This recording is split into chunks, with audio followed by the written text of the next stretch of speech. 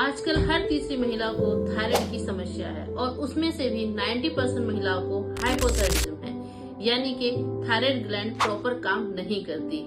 तो इस वीडियो में मैं डॉक्टर प्रीति आज बात करूंगी कि थायराइड के साथ साथ आप कैसे कंसीव कर सकती हैं, एक हेल्दी प्रेगनेंसी को कैरी कर सकती हैं और एक हेल्दी बेबी को आप जन्म दे सकती हैं। तो इसके लिए आज मैं आपको 5 टिप्स बताने वाली हूँ जिन्हें फॉलो करके आप कंसीव भी कर सकते हैं और अपनी प्रेगनेंसी को एंजॉय कर सकते हैं। तो दोस्तों वीडियो को आगे बढ़ाते हैं और बात करते हैं अपनी पहले टिप्स के बारे में।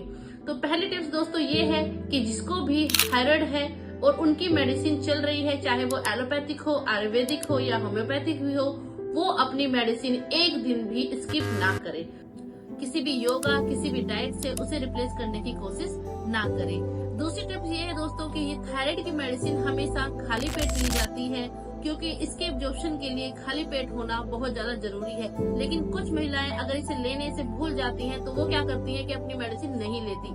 ये बात बहुत गलत है। अगर आप थायराइड की मेडिसिन सुबह लेना भूल गए हैं तो खाना खाने के 3-4 घंटे बाद उसे ले लीजिए और उसके आधे घंटे तक कोई भी मेडिसिन ना खाएं। आप अपनी दवाई एक भी दिन स्किप ना करें। तीसरी बात आती है कि जितने भी हमारे टेस्ट होते हैं, अगर हम नॉन प्रेग्नेंट हैं तो TSH यानी कि थायराइड प्रोफाइल टेस्ट हमें हर 6 महीने में कराने चाहिए और अगर हमने कंसीव कर लिया है तो हर 3 महीने में अपना थायराइड का चेकअप हमें कराना चाहिए, क्योंकि इसी के अकॉर्डिंग हमारी मेडिसिन घटती या बढ़ती है।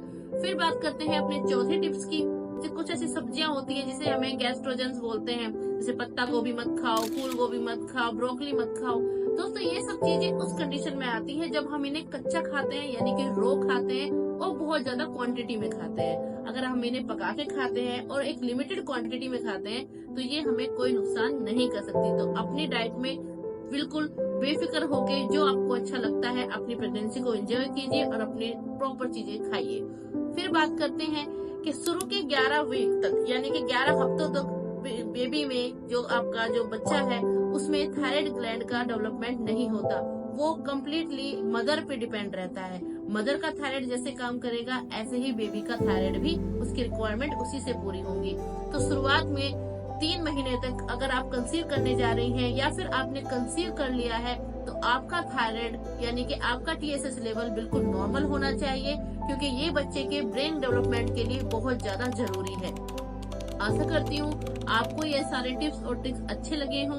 अपनी थायराइड की रिपोर्ट्स आप नॉर्मल रखिए और जो भी मैंने ये टिप्स बताए हैं इन चीजों को सीरियसली फॉलो कीजिए और आप अपनी प्रेगनेंसी को फुल्ली एंजॉय कीजिए। वीडियो अगर अच्छी लगी हो तो इसे लाइक और शेयर कीजिए।